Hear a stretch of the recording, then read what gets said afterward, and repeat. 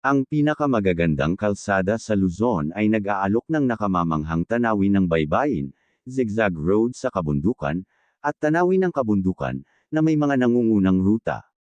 Ang mga magagandang biyahe na ito ay nagbibigay ng hindi malilimutang tanawin ng mga kabundukan ng Sierra Madre, mga baybayin ng Ilocos, at mga tuktok ng Cordillera. Narito ang top 10 most beautiful, scenic view, zigzag, and dangerous road sa Luzon 2026. Ngunit bago yan ay huwag kalimutan i-click ang like, subscribe button, and notification bell, para laging updated sa mga video na ating ginagawa, para sa inyong dagdag kaalaman. Salamat! 10. Baler Kasiguran Road, Aurora. Ang Baler Kasiguran Road ay isang vital national coastal highway sa lalawigan ng Aurora, na nag-uugnay sa bayan ng Baler sa Kasiguran at iba pang mga bayan sa Hilaga. Umaabot ito ng humigit kumulang 120 kilometro, na dumaraan sa tanawin ng baybayin at bulubunduking lupain, kabilang ang munisipalidad ng Dipakulaw. Kilala ito sa mga tanawin nito, at kabilang sa mga bahagi nito ang Ampere Boulevard, Siwol at ang koneksyon nito sa seksyong Baler Dinadjawan. Umaabot sa kahabaan ng gitnang silangang baybayin ng Luzon, Sierra Madre Mountain Range and Pacific Ocean. Ito ang nagsisilbing pangunahing ruta na nag-uugnay sa kabiserang panlalawigan ng Baler sa mga liblib na hilagang lugar at nagsisilbi ring alternatibong ruta para sa paglalakbay patungong Rehiyon 2, Lambak ng Cagayan. Siyam. Atimonan Old Zigzag Road, Quezon. Ang Atimonan Old Zigzag Road, na kilala sa lokal bilang Bitokang Manok, ay isang kaakit-akit ngunit mapanganib na lagusang bundok na may habang 2.4 milya, o 3.8 na kilometro sa lalawigan ng Quezon, na dumaraan sa Quezon Protected Landscape. Kilala ito sa napakatarik at paikot-ikot na mga kurba, matatarik na ahon, at dense rainforest, na nagsisilbing makasaysayan at hamong ruta sa pagitan ng Atimonan at Pagbilao.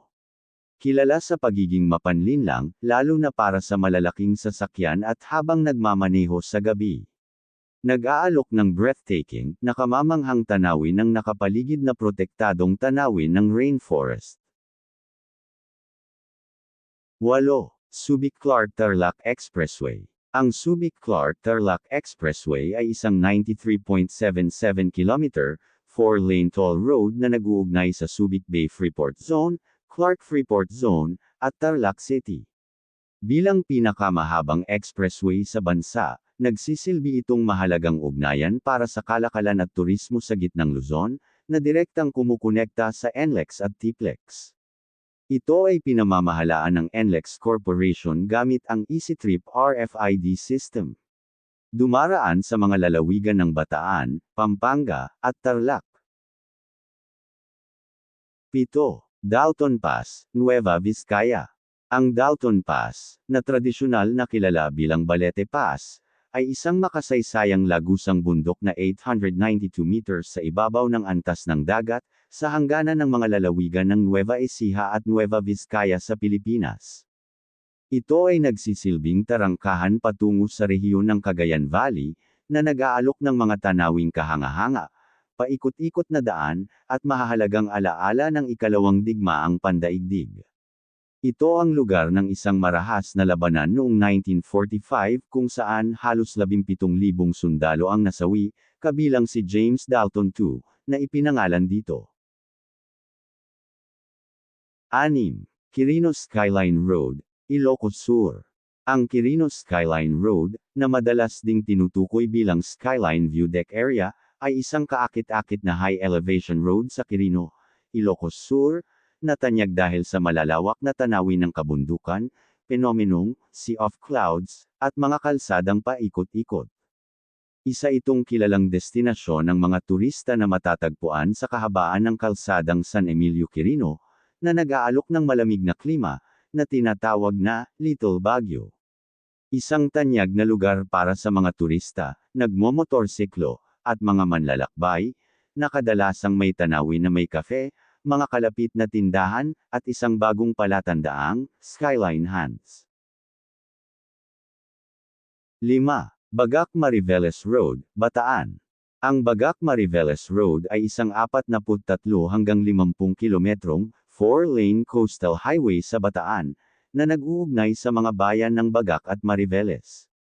Bilang isang pangunahing pambansang kalsada, itinayo ito upang mapahusay ang ecotourism, logistic, at paglago ng ekonomiya habang nagsisilbing mahalagang alternatibong ruta sa Western Luzon.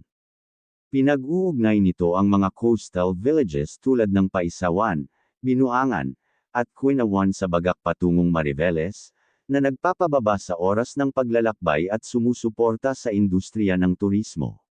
Kilala ito sa mga tanawin nitong Little Batanes, at tampok sa kalsada ang matatarik na bangin sa tabing dagat at mga kaakit-akit na tanawin ng kabundukan.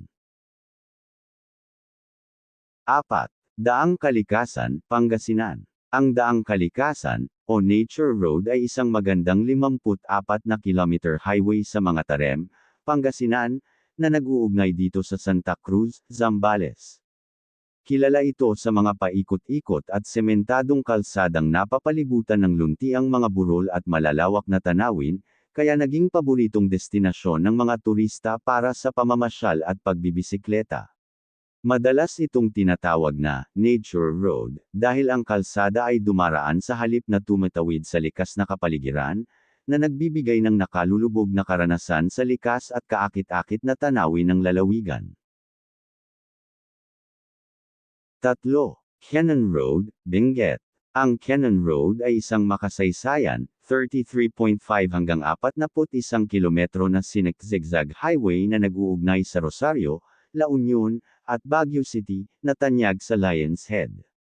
Natapos ito noong 1905, ito ang pinakamabilis na ruta ngunit madaling tamaan ng pagguho ng lupa at pagsasara tuwing malakas ang ulan. Kadalasang ginagamit ito ng mga magagaan na sasakyan at nangangailangan ng maingat na pagmamaneho. Itinuturing na mapanganib na kalsada tuwing tag-ulan dahil sa madalas na pagguho ng mga bato.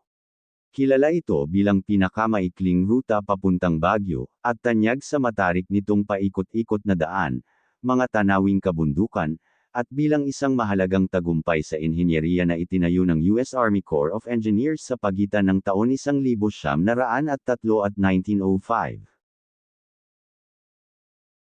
2. Suyo Cervantes Road, Ilocos Sur. Ang Suyo Cervantes Road, na kadalasang bahagi ng Tagudin Cervantes Sabangan Road, ay isang 78 kilometer national secondary road sa Pilipinas na nag-uugnay sa Ilocos Sur at Mountain Province. Kilala bilang makasaysayang Besang Pass, ang kaakit-akit at palikulikong kalsadang ito ay nag-uugnay sa mababang lupain ng Suyo at sa kabundukan ng Cervantes, na nag-aalok ng tanawin ng mga bundok, kagubatan, at mga ilog.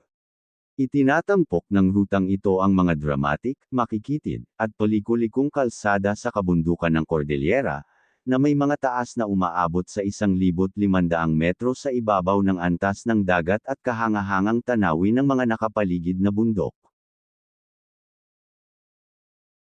1. Halsema Highway, Benguet Mountain Province.